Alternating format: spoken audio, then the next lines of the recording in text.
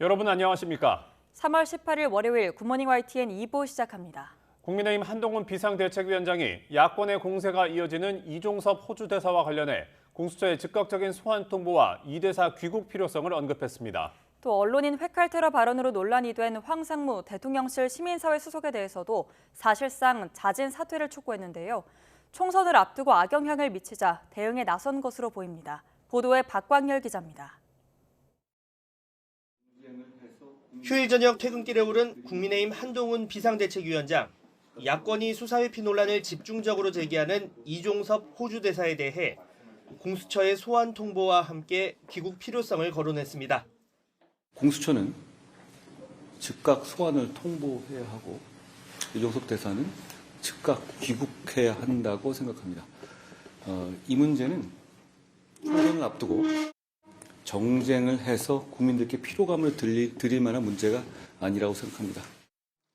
한 위원장은 과거 언론인 회칼 테러 사건을 언급하면서 기자에게 몸조심하라는 취지의 말로 물의를 빚은 황상무 대통령실 시민사회 수석에 대해서도 사실상 사퇴를 촉구했습니다.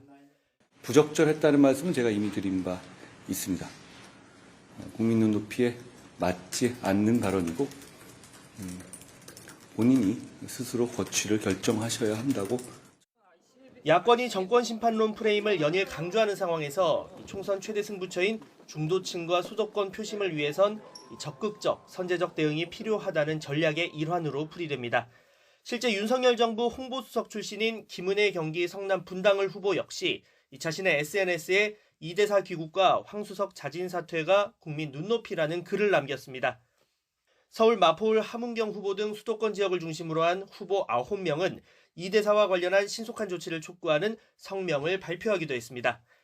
이에 앞서 첫 회의를 연 국민의힘 선대위 지도부는 과거 대 미래 구도의 총선 전략을 시사했습니다. 민주당과 조국혁신당, 진보당 등을 범죄 세력 연대로 규정하며 심판이 필요하다고 강조했지만 동시에 여당은 미래 세력이라고 차별화에도 역점을 뒀습니다. 수도권 기반 공동선대위원장 역시 앞다퉈 민생과 반성을 강조했습니다. 이번 선거를 관통하는 프레임은 정권 심판론도 야당 심판론도 아닙니다. 바로 정치 심판론입니다. 야당은 여당이 비판 대상이지만 여당은 국민께 말씀드려야 합니다. 이런 가운데 국민의힘은 전국 254개 지역구 공천을 마무리했습니다. 강명구 전 대통령실 국정기획비서관이 현역 김영식 의원을 꺾는 등 5개 지역구 후보자가 공개됐습니다. 현역 의원 114명 가운데 40명이 공천을 받지 못하면서 최종 현역 교체율은 35.1%를 기록했습니다. YTN 박광열입니다. 해병대 최상병 사망 사건 수사 외압 의혹의 핵심 피의자로 꼽히는 이종섭 주 호주 대사가 고위공직자범죄수사처와의 조사 일정을 다음 달로 조율 중이라고 밝혔습니다. 이 대사는 어제 언론 인터뷰에서 현재로선 다음 달 말 국내에서 열리는 재외공관장 회의 기간에 일정을 잡아 조사받는 것으로 공수처 측과 조율됐다고 말했습니다. 이 대사는 또 정치권을 중심으로 자진 귀국이나 사퇴 요구가 나오는 것에 대해 공수처가 준비되지 않았는데 자진 출석하는 게 어떤 의미가 있겠느냐고 반박하면서 자리에 연연하지 않는다고 강조했습니다. 전공의들 집단 사직이 한 달째 계속되는 가운데 이번 주 전국 의대 교수들도 사직서 제출을 예고하면서 정부와 갈등이 더욱 깊어지고 있습니다. 국립중앙의료원장은 전공의 집단행동을 옹호하는 의사들의 태도를 비판하며 복귀를 촉구했습니다. 최기성 기자가 보도합니다. 전공의가 불이익 받으면 좌시하지 않겠다는 소속 전문의협의회 성명에 대해 주영수 국립중앙의료원장은 부적절하다며 정면으로 비판했습니다. 구성원 공감대가 없는 상황에서 나온 문제인식에 동의하지 않는다며 전공의 복귀를 촉구했습니다.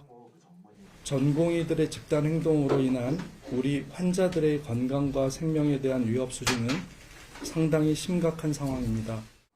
전공의에 이어 의대 교수들까지 오는 25일 집단사직을 예고하면서 대형병원 의료대란 우려가 더욱 커졌습니다. 조규용 복지부 장관은 국민 우려가 가중되지 않도록 환자 곁을 지켜주기 바란다고 밝혔습니다. 정부는 사직서 제출을 대화에 전향적으로 임해달라는 요청으로 이해한다고 했습니다. 교수들도 기본적으로 의료인이기 때문에 명령을 내릴 수가 있는데 사직서가 아마 제출이 되어도 수리가 안 될 것이고요. 의사단체 행동이 2000년 의학 분업 반대, 2020년 의대 증원 반대 때와 양상이 똑같다면서 이번엔 고리를 끊어내겠다고도 강조했습니다. 하지만 전국 20개 의과대학 교수로 이뤄진 전국 의대교수 비대위는 오는 25일부터 사직서를 제출하겠다고 결의한 상태입니다. 사직이 완료되기 전까지는 지금까지 해온 것처럼 각자의 자리에서 환자의 진료에 최선을 다해야 한다는데 의견을 모았습니다. 전공의에 이어 진료 현장을 지키던 교수까지 집단 행동에 나서기로 하면서 환자들의 불안은 더욱 커지고 있습니다. 불안하죠. 교수님이 계셔서 지금 뭐 큰 저희들이 환자 입장에서는 다소 좀 그게 좀 덜 불안한 부분이 있는데 지금 예정도 있잖아요. 의사단체는 증원 규모인 2,000명이라는 수치부터 풀라는 입장이지만 정부는 규모를 줄일 순 없다고 맞서면서 한 달째 이렇다 할 접점을 찾지 못하고 있습니다. YTN 최기성입니다. 정부의 의대 증원 정책에 반발해 유효한 휴학계를 낸 의대생이 이틀 동안 800명 가까이 늘어난 것으로 파악됐습니다. 교육부가 15일과 16일 이틀 동안 전국 의대 40곳을 조사한 결과 유효 신청 건수는 11개 의대에서 모두 777건이었습니다. 유효 휴학 신청은 학부모의 동의와 학과장 서명 등 학칙에 따른 절차를 지켜서 제출된 휴학계로 유효 휴학 신청 건수는 지금까지 7,594건, 전체 의대생의 40% 수준입니다. 이른바 남산 3억 원 사건 관련 재판에서 위증을 한 혐의로 기소된 신한은행 전직 임원들에 대해 대법원이 파기환송하고 사건을 돌려보냈습니다. 1심과 2심에선 허위 증언을 한 혐의를 받는 전직 임원들이 모두 무죄를 선고받았는데 위증 여부를 다시 따져보라는 취지로 보입니다. 홍민기 기자입니다. 지난 2010년 신한금융그룹 경영권 분쟁과 관련한 신한은행 사태 수사 중에 이른바 남산 3억 원 사건이 불거졌습니다. 지난 2008년 이명박 전 대통령 당선 직후 서울 남산자유센터 주차장에서 신한금융지주 측이 이 전 대통령 측에 현금 3억 원을 건넸다는 겁니다. 라흥찬 전 신한금융지주 회장이 이 전 대통령의 친형 이상득 전 의원에게 건넨 당선 축하금 명목이란 의혹이 무성했습니다. 수사에 나선 검찰은 우선 2010년 회사 돈을 횡령해 자금을 마련한 혐의로 신상훈 전 신한금융지주 사장과 이백순 전 신한은행장을 기소했습니다. 그러나 정작 돈을 받은 당사자 규명은 실패했습니다. 이후 과거사의 권고로 2019년 재수사에 나섰지만 돈을 받은 사람을 끝내 찾지 못했고 신 전 사장과 이 전 은행장의 위증 혐의만 추가 기소하는 데 그쳤습니다.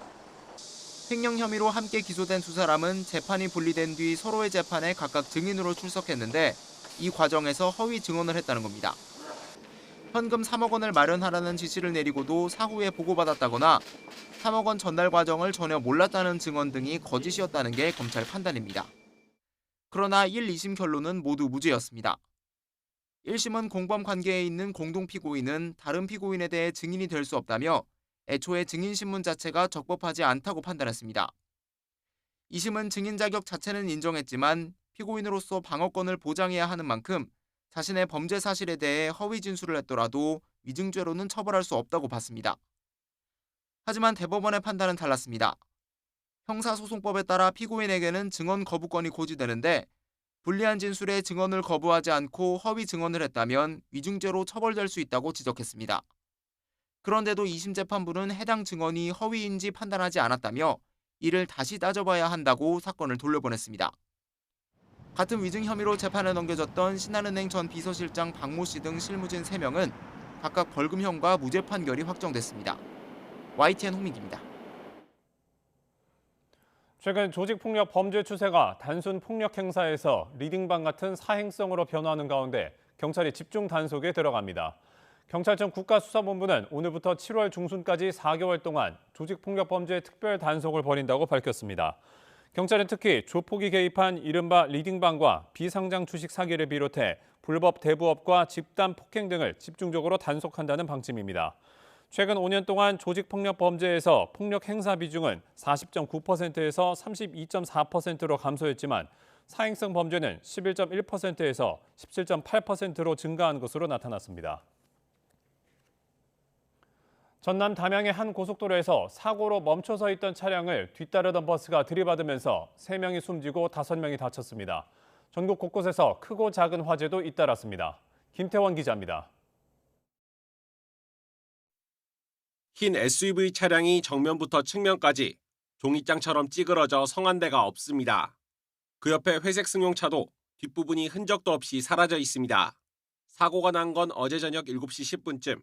앞서 사고로 멈춰서 있던 승용차와 SUV를 대형 관광버스 2대가 달려와 그대로 덮친 겁니다. 1차로에 오던 버스가 1차로에 있던 승용차량을 충격하고 2차로에 오던 버스가 2차로에 있던 승용차량을 충격한 거예요. 승용차에 탄 30대 여성과 5살 아들, SUV를 몰던 40대 남성까지 모두 3명이 숨졌고 버스 승객 5명이 다쳤습니다. 차량을 집어삼킨 시뻘건 불길에 맞서 소방대원들이 진화 작업을 벌입니다. 어제 저녁 7시 50분쯤 충북 괴산군에 있는 단독주택에서 불이 나 30분 만에 꺼졌습니다. 집안에 있던 2명이 무사히 대피하면서 다친 사람은 없었지만 차량 2대와 주택 일부가 불에 탔습니다. 소방당국은 보일러실에서 불이 처음 난 것으로 보고 화재 원인을 조사하고 있습니다. 화목보일러 불티가 그 옆에 쌓은 거에 붙어갖고 그 종이 박스랑 이런 숯이 옆에 따로 있었거든요. 건조한 날씨 속 산불도 이어졌습니다. 어제 저녁 7시 40분쯤 대구 군위군 북해면에 있는 야산에서 난 불로 차량 40석 대와 진화 인력 170여 명이 투입돼 진화 작업을 벌였습니다. 불은 30여 분 만에 꺼졌고 다친 사람은 없었습니다. YTN 김태원입니다. 서울에서 내 집 마련이 갈수록 어려워지면서 안정적인 주거를 위해서 경기나 인천으로 빠져나간 인구가 지난 한 해에만 32만 명에 달했습니다. 가파른 전셋값과 분양가의 오름세 영향으로 이런 현상은 앞으로 더 심해질 전망입니다. 윤혜리 기자입니다.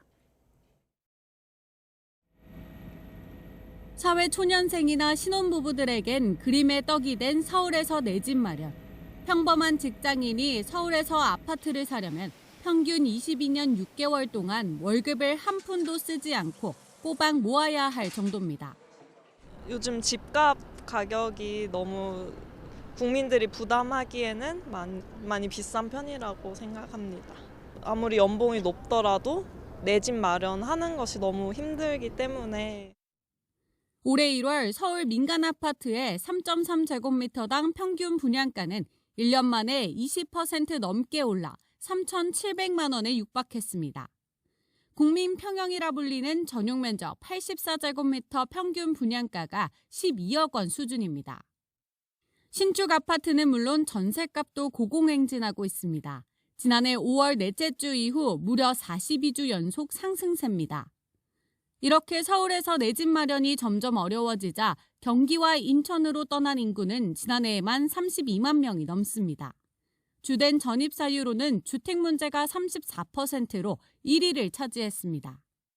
서울은 그 전셋값이 지속적으로 오르는 데다 그 대출 규제가 강화되다 보니까 그 전세 가격이 상대적으로 저렴한 경기 인천 지역으로 이사를 하는 그 비자발적 이주자들이 늘어나고 있는 것으로 보입니다. 집값은 여전히 비싼데 대출 문턱은 높아지면서 서울에서 생애 첫 내 집 마련을 하는 청년들은 줄고 있습니다. 지난달 서울에서 처음 집을 산 2030 세대 비중은 47.5%로 직전 달보다 9%포인트 하락했습니다. 반면 경기에서 내 집 마련을 한 비중은 54.4%로 3.9%포인트 늘었습니다. 당분간 전셋값과 분양가 상승세가 이어지면서 자금 부담이 커진 청년들의 탈서울 현상을 더욱 부추길 것으로 보입니다. YTN 윤혜리입니다. 국내 보험사에서 대출을 받은 3명 가운데 1명은 3개 이상 금융회사에서 돈을 빌린 다중채무자인 것으로 조사됐습니다. 이석호 한국금융연구원 선임연구위원은 코리아 크레딧뷰로 데이터를 활용해 분석한 결과 지난해 말을 기준으로 보험사의 다중채무자 비중이 32.1%를 기록했고 1인당 평균 대출 잔액은 4,300만 원이었다고 보고서를 통해 밝혔습니다. 다중채무자의 비중은 저축은행이 38.3%로 가장 높았고 카드사가 33.7%, 캐피털이 28.7%로 그 뒤를 이었습니다. 우리나라 대기업과 중소기업의 임금 수준이 2022년을 기준으로 일본보다 높다는 조사 결과가 나왔습니다. 한국경영자총협회는 한국의 대기업 임금이 2002년 228만 4천 원에서 2022년에는 588만 4천 원으로 157.6% 올랐다고 밝혔습니다. 이 기간 일본은 483만 6천 원에서 443만 4천 원으로 6.8% 감소했습니다. 중소기업의 경우에는 한국이 160만 8천 원에서 339만 9천 원으로 111.4% 오르는 동안 일본은 310만 6천 원에서 326만 9천 원으로 7% 증가했습니다.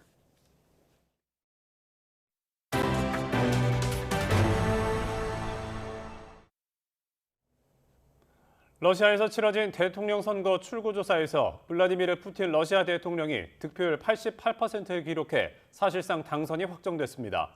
러시아 국영TV는 현지 시각 17일 저녁 8시 투표를 마감한 뒤 푸틴 대통령이 출구조사에서 87.97%를 얻을 것으로 예상한다고 보도했습니다.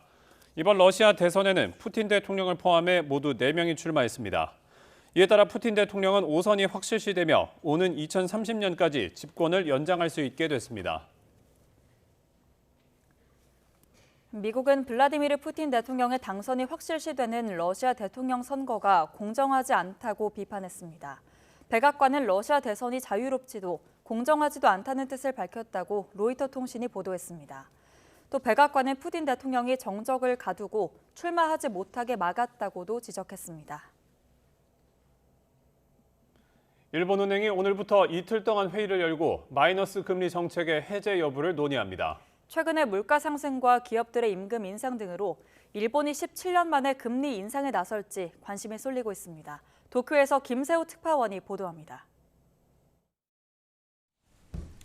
일본은행이 주요 통화정책의 방향을 정하는 금융정책결정회의를 이틀 동안 개최합니다. 초미의 관심은 17년 만에 마이너스 금리를 해제하고 금리를 올릴지 여부입니다. 일본은행은 은행이 중앙은행에 돈을 맡기면 마이너스 0.1%의 단기 정책 금리를 적용하는 마이너스 금리 정책을 2016년 2월부터 도입했습니다. 금융시장에서는 금리 인상 가능성에 무게를 싣고 있습니다. 도쿄 증시는 최근 이러한 분위기가 반영되며 지난주 5거래일 중 나흘간 하락했습니다. 시장에서 마이너스 금리 해제를 전망하는 가장 큰 이유는 기업들의 임금 인상입니다. 일본 노동조합 총연합회 랭고는 지난 15일 올해 평균 임금 인상률은 지난해 같은 시점보다 1.48%포인트 높은 5.28%로 중간 집계했습니다. 특히 도요타 자동차 등 주요 기업들이 노조의 대폭적 임금 인상 요구를 수용하는 등 임금 인상 흐름이 확산하고 있습니다. 지난해 일본의 소비자 물가지수 역시 3.1% 오르며 1982년 이후 최대치를 기록했습니다. 일본은행은 마이너스 금리 정책 변경을 위해 물가 상승과 임금 상승의 선순환을 강조했는데 일단 기본 조건이 갖춰진 셈입니다. 去年までと同じような、右上がりの動きが続くというふうに一応予想しております。そういう意味でデフレではなくインフレの状態にあるというふうに考えております。 다만 일본이 금리를 올리면 달러 대비 엔화 가치가 올라갈 가능성이 크고 최근 증시 하락 동력이 떨어질 수 있다는 우려가 나옵니다. 또 변동금리로 주택담보대출을 받은 가계의 이자 부담률이 커질 수 있다는 지적도 있어 일본은행의 고심은 회의 막판까지 이어질 것으로 보입니다. 도쿄에서 YTN 김세우입니다. 중국이 지난달 어민 사망 사건을 둘러싸고 타이완과 갈등을 빚은 진먼다오 해상에서 이틀 연속 무력 시위를 벌였습니다. 타이완은 이번 주에 해상 사격 훈련을 예고하며 중국에 맞대응을 했습니다. 김태현 기자입니다. 중국 함정들이 이틀 연속 타이완 관할인 진먼다오 부근 해상에 나타났습니다. 타이완 해경은 16일 중국 해경 함정 4척이 이곳 제한 수역에 진입했고 퇴거를 요청하는 방송을 한 뒤에야 1시간 만에 수역을 벗어났다고 밝혔습니다. 不跳大陆公务船海警202-203号，这里是中华民国海巡署。 중국 해경은 전날에도 진먼다오 남쪽에서 순찰 활동을 벌였습니다. 중국 함정들은 이 섬 남쪽으로 5, 6km 떨어진 곳까지 바짝 붙어 항해했습니다. 我们积极履行执法职责，一体谋划，综合治理，把执法力量布施到辖区海域每一个角落。 중국이 진먼다오 주변으로 해경 선박을 투입한 것은 지난달 발생한 중국 어민 사망 사건이 명분이 됐습니다. 당시 타이완 섬과 200km, 중국 푸젠성 샤먼과 4km 떨어진 진먼다오 해역에 진입한 중국 어선이 타이완 해경의 단속에 불응하고 도주하다 뒤집혀 어민 2명이 숨졌습니다. 양측은 상대방의 잘못이라며 책임 공방을 벌이고 있습니다. 어민 사망에 따른 사후 조치를 놓고 15차례 협상을 벌였지만 합의점을 찾지 못했습니다. 중국의 무력 시위에 맞서 타이완은 이번 주 해상 실탄 사격 훈련을 예고했습니다. 실탄 사격은 몇 주에 걸친 타이완 해군의 연례 해상 훈련의 막판에 진행됩니다. 지난 1월 타이완 민진당의 집권 연장 이후 양측의 갈등의 골이 더욱 깊어지고 있습니다. YTN 김태현입니다. 월요일 아침 출근길 다시 꽃샘추위가 찾아왔습니다. 내륙 곳곳에 한파주의보도 내려졌는데요. 현재 서울 기온은 1.7도로 어제 같은 시각보다 7도나 낮게 출발하고 있고요. 찬바람의 체감 온도는 이보다 2도 정도 더 낮습니다. 그동안 워낙 포근했던 터라 더 춥게 느껴지고 있습니다. 나오실 때는 보온에 각별히 신경 써주시기 바랍니다. 밤사이 북서쪽에서 찬 공기가 남하하면서 기온이 큰 폭으로 떨어졌습니다. 현재 서울 기온은 1.7도, 대관령 영하 6.9도, 철원 영하 4.3도로 어제보다 5도에서 10도나 낮습니다. 다행히 낮 동안에는 서울 13도, 광주 17도까지 올라 예년 기온을 회복하겠습니다. 오늘도 맑은 날씨가 함께하겠지만 동쪽 지방은 대기가 묻혀 건조하겠습니다.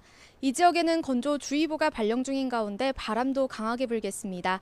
산불 등 대형 화재가 발생하지 않도록 주의를 기울여 주시기 바랍니다. 내일과 모레 사이에는 전국 곳곳에 비나 눈이 내리겠습니다. 특히 강원 산간을 중심으로는 20cm 이상의 폭설이 예상돼 대비가 필요하겠습니다. 막바지 꽃샘추위는 이번 주 후반까지 이어질 전망입니다. 찬바람이 강하게 불며 황사는 대부분 해소됐지만 날씨가 부쩍 차가워졌습니다. 아침과 낮과 밤의 기온차가 10도 안팎으로 크게 벌어지고 있으니까요.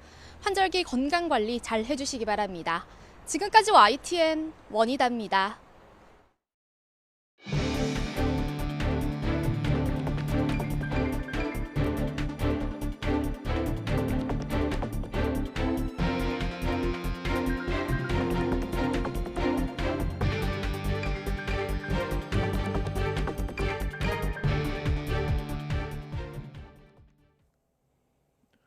해병대 최상병 사망 사건 수사 외압 의혹의 핵심 피의자로 꼽히는 이종섭 주 호주 대사가 고위공직자 범죄수사처와 조사 일정을 다음 달로 조율 중이라고 밝혔습니다.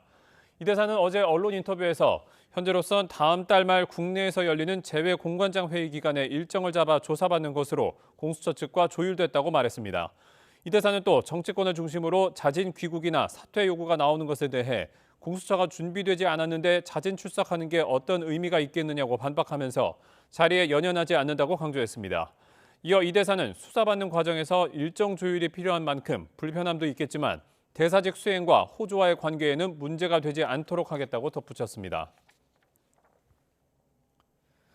이 같은 이종섭 대사의 입장이 알려지기 전 국민의힘 한동훈 비상대책위원장은 이종섭 주 호주 대사의 출국 부임 논란과 관련해 공수처가 즉각 소환을 통보하고 이 대사는 즉각 귀국해야 한다고 말했습니다. 한 위원장은 어제 여의도 국민의힘 당사 퇴근길에 취재진과 만나 이 문제는 총선을 앞두고 정쟁으로 국민에게 피로감을 드릴 문제가 아니라며 이같이 밝혔습니다. 이와 함께 한 위원장은 최근 기자단과의 식사 도중 언론이 회칼 테러 등을 언급한 황상무 대통령실 시민사회 수석과 관련해서도 국민 눈높이에 맞지 않는 발언이라며 스스로 거취를 결정해야 한다고 답했습니다. 국민의힘이 총선 후보자들에게 공천장을 수여하는 총선 후보자 대회에 앞서 오늘 총선 전 마지막 비상대책위원회를 진행합니다. 앞서 공천이 확정된 경북 금이을 강명구 전 대통령실 국정기획비서관과 경기 포천 가평 김용태 전 청년 최고위원, 또 국민추천제가 적용된 5개 지역구 후보자 등에 대한 비대위원회 의결이 예정돼 있습니다. 노무현 전 대통령 비하 논란에 휘말린 더불어민주당 양문석 경기 안산갑 후보가 오늘 봉하마을을 찾아가 노 전 대통령 묘역에 직접 사과드리겠다고 말했습니다. 이어 자신의 거취와 관련해선 사퇴 여부를 묻는 전 당원 투표도 감수하겠다고 밝혔는데 직접 들어보겠습니다. 제가 내일 봉하마을을 찾아갈 겁니다. 봉하마을 찾아가서 노무현 대통령 직접 뵙고 말씀을 드려야죠. 지금 저의 사퇴 여부 또한 당원들의 뜻이라고 생각을 합니다. 당원들의 뜻이고 정말 필요하면 전 당원 투표도 감수할 생각입니다. 더불어민주당 이재명 대표는 한강벨트 주요 격전지 가운데 하나로 꼽히는 서울 마포갑 지역을 찾아 정권 심판론을 부각합니다. 이 대표는 오늘 서울 마포구 경의선 숲길에서 일정을 소화하며 후보로 뛰는 이지은 전 경무관 지원에 나섭니다. 노무현 전 대통령 비하 논란에 휩싸인 양문석 후보에 대해 사람 사는 세상 노무현재단에서 비판 입장을 내는 등 공천 문제 제기가 잇따르는 가운데 이 대표가 어떤 추가 입장을 낼지 주목됩니다. 전공의들의 집단 사직이 한 달째 계속되는 가운데 이번 주에는 전국 의대 교수들도 사직서 제출을 예고하면서 정부와의 갈등이 더 깊어지고 있습니다. 어제 박민수 보건복지부 2차관은 YTN에 출연해서 잘못된 의료계의 집단행동 문화에 대해 반드시 고리를 끊어내야 한다고 밝혔는데요. 관련 발언 직접 들어보겠습니다.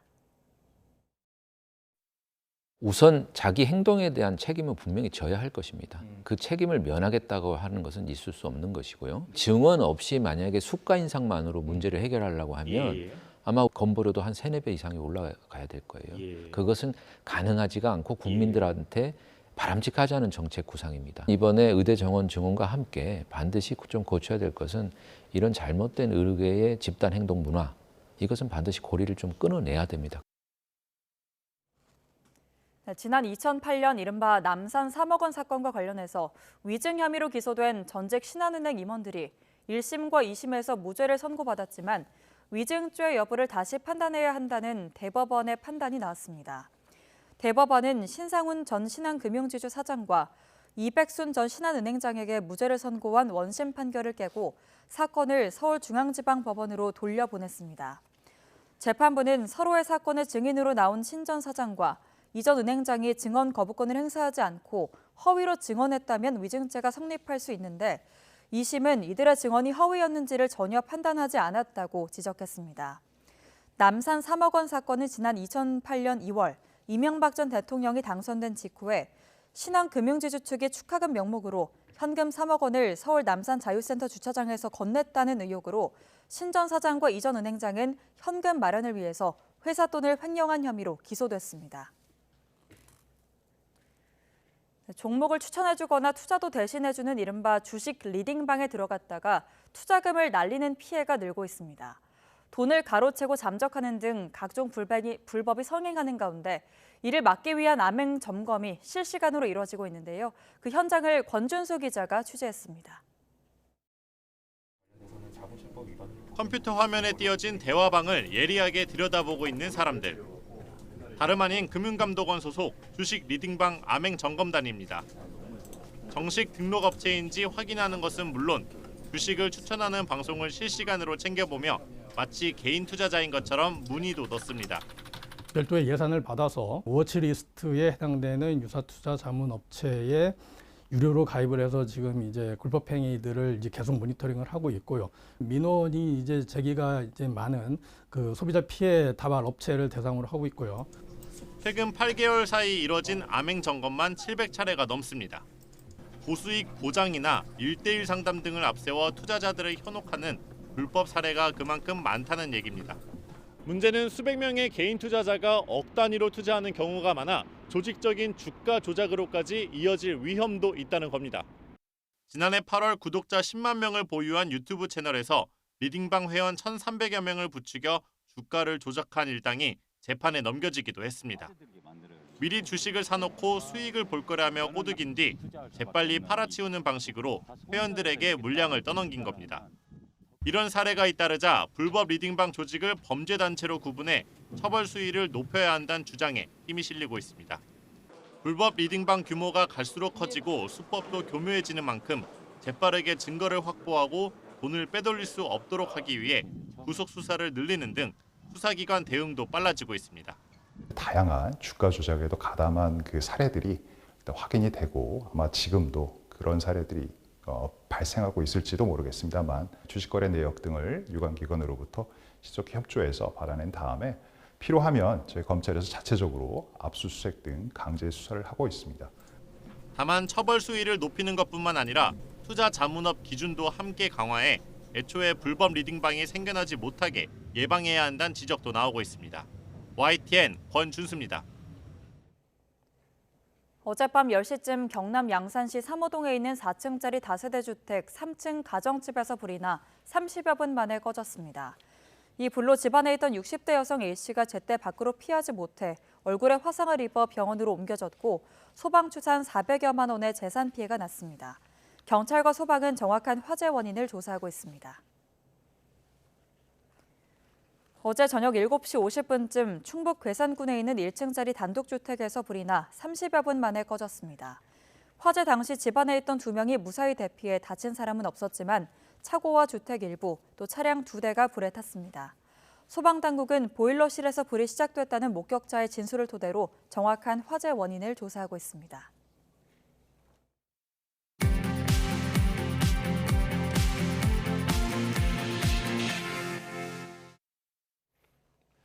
이 시각 세계는입니다. 러시아 대통령 선거에서 블라디미르 푸틴 대통령이 초반부터 압도적인 득표율을 보였습니다.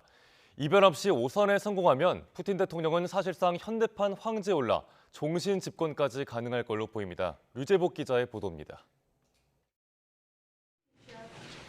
투표함을 열어보니 모두가 예상한 그대로의 결과가 나왔습니다. 푸틴 대통령이 90% 가까운 표를 얻을 것이란 출구조사 결과가 나왔는데 개표 초반 비슷한 양상이 벌어졌습니다. Путин Владимир Владимирович. Подано голосов 15 миллионов 755 тысяч 224 голоса. 푸틴의 5선을 의심하는 사람은 거의 없습니다. 득표율도 지난 2018년 76.7%를 훌쩍 넘을 것으로 보입니다. 당선이 확정되면 오는 2030년까지 집권합니다. 지난 1999년 옐친 대통령 대행으로 대통령에 오른 뒤 30년 동안 통치하는 것입니다. 지금 헌법대로라면 오는 2036년까지 집권하는 6선 도전도 가능합니다. 사실상 종신 집권, 현대판 황제의 등극입니다. 푸틴 당선에 반대하는 일부 러시아 국민의 몸부림도 제대로 힘을 쓰지 못했습니다. There could be no any negotiations and nothing with Mr. Putin because he is a killer, he is a gangster, he is the person who brought my country to the war. 미국은 푸틴 대통령이 정적 출마를 막았다며 러시아 대선이 공정하지 않다고 비난했습니다. YTN 유재복입니다. 일본은행이 오늘부터 이틀 동안 금융정책 결정회의를 여는 가운데 17년 만에 금리 인상에 나설지 국제 금융시장에 관심이 쏠리고 있습니다. 금융시장에선 일본은행이 2016년 2월부터 취해온 마이너스 금리 해제에 나설 거란 관측에 힘이 실리고 있습니다. 마이너스 금리 해제를 점치는 가장 큰 이유는 기업들의 임금 인상으로 일본 최대 노동조합인 일본 노동조합 총연합회 렌고는 지난 15일 평균 임금 인상률이 지난해 같은 시점보다 1.48%포인트 높은 5.28%로 집계됐다고 밝혔습니다. 베냐민 네타냐후 이스라엘 총리가 강경 일변도의 가자지구 전쟁 정책에 부정적인 미국 등 동맹을 작심하고 비판했습니다. 네타냐후 총리는 현지 시각 17일 주례 강요회의 모두 발언을 통해 국제사회 우리 친구들에게 나는 건망증이 있느냐고 그래서 홀로코스트 이후 최악이었던 작년 10월 7일의 유대인 상대 학살을 그렇게 빨리 잊었느냐고 묻는다고 지적했습니다. 그는 전쟁을 멈추고자 하는 사람들은 이스라엘군과 이스라엘 정부, 이스라엘 총리에 대한 거짓 주장을 펴고 전쟁 중에 총선을 치르라고 한다고 주장했습니다. 이는 미 민주당 척 슈머 상원 원내대표의 이스라엘 총리 교체 요구 연설과 조 바이든 대통령의 비판 등을 염두에 둔 걸로 보입니다. 아이슬란드에서 약 한 달 만에 또 화산이 폭발했습니다. 현지 시간 16일 저녁 8시쯤 아이슬란드 수도 레이캬비크에서 약 40km 떨어진 남서부 레이캬네스 반도에서 화산이 분화했습니다. 이번 분화는 남서부 그린다비크 북쪽에서 시작됐으며 갈라진 틈의 길이는 약 3km이고 남쪽과 서쪽 두 갈래로 용암이 흐르고 있습니다.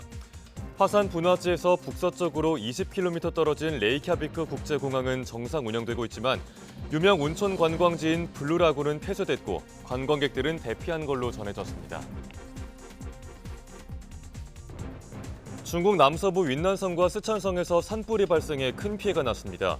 그제 저녁 6시쯤 윈난성 린창시 린샹구에서 산불이 나 진화에 나섰던 3명이 숨졌다고 관영 CCTV가 보도했습니다. 산불은 약 5.33헥타르를 태운 뒤 5시간 만에 진화됐습니다. 현지 당국은 110명을 투입해 불길을 잡았지만 소방 인력 3명이 목숨을 잃었습니다. 아프가니스탄 남부에서 버스와 유조차, 오토바이가 충돌하는 사고가 발생해 수십 명이 사망했습니다. 아프간 남부 헬만드주 정부에 따르면 현지 시간 17일 오전 수도 카불과 헬만드주 그리시크 지역의 헤라트 칸다하르 고속도로에서 여객버스와 오토바이가 충돌했습니다. 오토바이와 부딪힌 버스는 반대편 차선에서 달려오던 유조선을 들이받았고 이 충돌로 유조선에 큰 불이 났습니다. 헬만드주 대변인은 난폭 운전에 따른 것으로 보이는 이번 사고로 오토바이 운전자와 버스 승객, 유조차 운전자 등 총 21명이 숨졌다고 밝혔습니다. 지금까지 이 시각 세계는 이었습니다.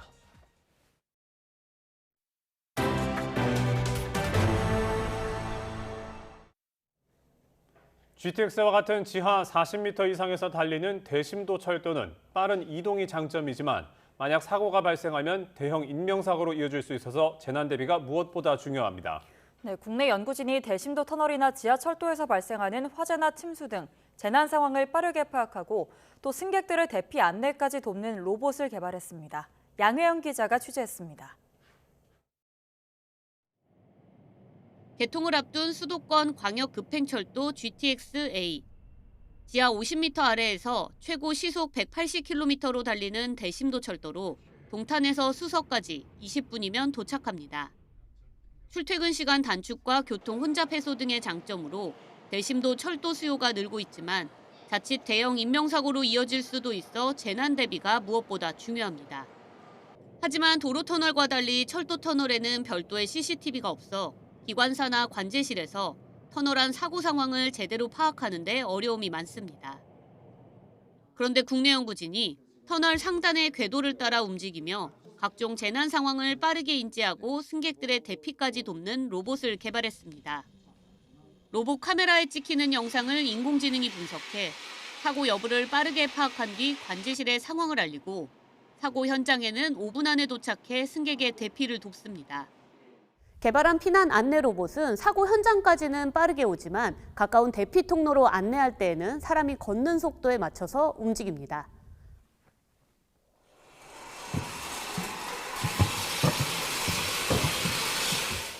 로봇은 탈착형 구조로 설치가 매우 간단하고 로봇 내 모든 부품은 250도씨까지 버티는 내열성을 확보해 화재 상황에서도 정상 작동이 가능합니다.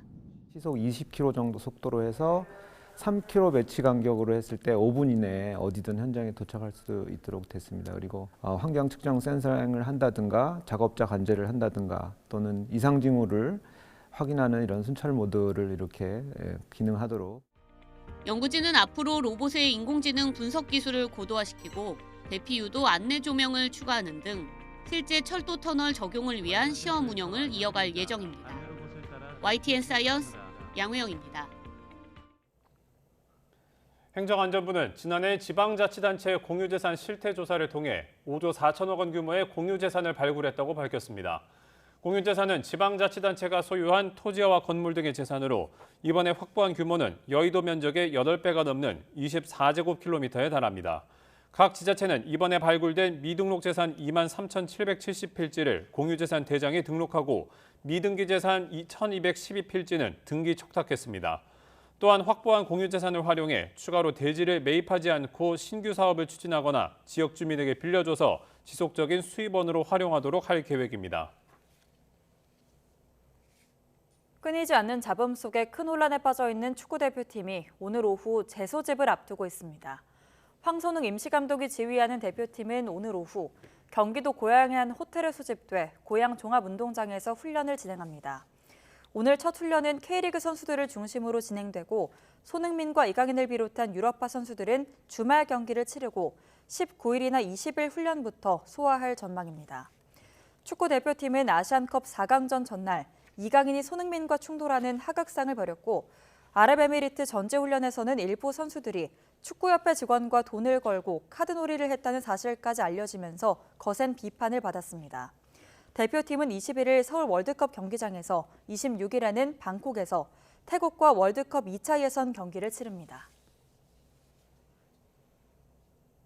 올 시즌 왕중왕전인 PBA 투어 월드 챔피언십에서 디펜딩 챔피언 조재호가 사파타와 명승부를 펼친 끝에 사상 첫 2연패를 달성했습니다. 여자부에서는 김가영이 역전승으로 정상에 올랐습니다. 김동민 기자가 보도합니다. 디펜딩 챔피언 조재호 선수가 한 세트를 따내면 바로 초대 챔피언 사파타가 한 세트를 따냅니다. 어떤 선수도 두 세트를 연속으로 이긴 적이 한 번도 없는 접전. 특히 8세트에서는 사파타가 한 번에 15점을 기록하는 퍼펙트 큐로 세트를 4대4로 만들었습니다. 그러나 조재호는 흔들리지 않고 9세트에서 자신의 리듬대로 점수를 따낸 끝에 마침내 상금 2억 원의 주인공이 됐습니다. 월드 챔피언십 사상 첫 두 번째 우승이자 대회 2연속 우승입니다. PBA 투어 통산 5승으로 역대 2위, 국내 선수로는 최다 기록입니다. 퐁당퐁당 세트를 가져가니까 마지막 세트에 기회는 무조건 올 거다라는 생각이 있었기 때문에 공이 오는 한 큐만 정확하게 집중을 한번 해보자라고 좀 다짐을 하고 있었거든요. 이상하게 집중이 잘 됐습니다. 여자부 월드 챔피언십에서는 김가영이 두 번째 정상에 올랐습니다. 세트 스코어 3대1로 뒤진 5세트에서 김보미가 잇따라 챔피언십 포인트를 놓치자 김가영이 세트를 뒤집었고 내리 3세트를 따내며 우승컵을 들어올렸습니다. 투어 통산 7승으로 역대 최다 우승 타이 기록입니다. 그래, 인상 쓰면 뭐하냐. 그냥 한번 웃어보자. 그럼 웃을 일이 생길 수도 있지. 되게 많이 안 되고 있었던 상황이었거든요. 그래서 그런 생각으로 그냥 미소 한번 지어보고 했던 것 같아요. 월드 챔피언십 통산 2승 우승자를 2명이나 배출하며 막을 내린 프로당구 투어는 오는 6월 새로운 시즌을 시작합니다. YTN 김동민입니다. 프로야구 한화로 돌아온 류현진 선수가 시범 경기 마지막 등판에서도 호투를 펼치며 승리 투수가 됐습니다. 닷새 뒤 개막전 출격 준비를 완벽하게 마친 모습인데요. 프로야구 소식 허재원 기자가 전해드립니다. 류현진이 정교한 타격을 자랑하는 노진혁을 시속 112km짜리 절묘한 변화구로 삼진으로 돌려세웁니다. 연속 안타를 맞고 실점 위기를 맞았지만 롯데가 자랑하는 중심 타선 전준우와 유강남을 손쉽게 뜬공으로 잡아내며 위기에서 벗어납니다. 3회 실점 장면이 아쉬웠습니다. 평범한 외야 뜬공으로 이닝을 마무리하는 듯했지만 우익수 임종찬이 햇빛에 들어간 공을 놓치면서 주자 2명이 모두 홈을 밟았습니다. 2점 모두 아쉬운 자책점으로 기록됐지만 류현진은 5회까지 탄성을 자아내는 완벽한 투구를 펼쳤습니다. 76개의 공을 던지며 삼진 6개를 잡아냈고 2경기 연속 4사구는 한 개도 내주지 않았습니다. 최고 구속을 시속 144km까지 끌어올리면서 엿새 앞으로 다가온 정규리그 개막전을 기대하게 했습니다. 류현진의 호투 속에 한화 타선은 5회까지 무려 10넉점을 뽑아내는 화력쇼를 선보이며 롯데를 크게 이겼습니다. 시범 경기 4연승을 달리면서 올 시즌 돌풍을 예고했습니다. 호투를 펼친 류현진과 반대로 SSG의 김광현은 두산 강타선을 맞아 허경민에게 석점 홈런을 맞는 등 4회까지 6점을 내줬습니다. 김광현을 무너뜨린 두산은 SSG를 11대 6으로 꺾고 시범 경기 7전 전승 행진을 이어갔습니다. 에이스 크로우가 5회까지 2실점으로 호투한 기아는 6회 황대인의 석점 홈런 등을 묶어 KT를 14대 4로 크게 이기고 4연패에서 벗어났고 NC는 6회에 터진 박건우와 서호철의 홈런포를 앞세워 삼성을 꺾었습니다. YTN 허정원입니다. 기승을 부리던 올봄 첫 황사는 모두 해소됐습니다. 밤사이 북서쪽에서 찬 공기가 밀려왔기 때문인데요. 다만 다시 꽃샘추위가 찾아왔습니다. 현재 내륙 곳곳에 한파주의보가 발효 중입니다. 오늘 아침은 어제보다 5도에서 10도나 낮게 출발하고 있습니다. 현재 서울 기온은 1.7도, 대관령 영하 6.9도, 철원 영하 4.3도를 나타내고 있습니다. 찬바람의 체감 온도는 이보다 더 낮습니다. 나오실 때는 보온에 각별히 신경 써주시기 바랍니다. 다행히 낮 동안에는 예년 기온을 회복하겠습니다. 서울 13도, 대전 15도, 광주 17도까지 올라 일교차가 크게 벌어지겠습니다. 오늘도 전국적으로 맑은 하늘이 함께하겠습니다. 다만 동쪽 지역은 대기가 묻혀 건조하겠습니다. 여기에 바람도 강하게 불어 산불 등 화재 사고 조심하셔야겠습니다. 내일과 모레는 전국 곳곳에 비나 눈이 내리겠고요. 막바지 꽃샘추위는 주 후반까지 이어질 전망입니다. 날씨였습니다. 굿모닝 YTN 2부 마칩니다. 잠시 후 6시 50분 3부에서 뵙겠습니다.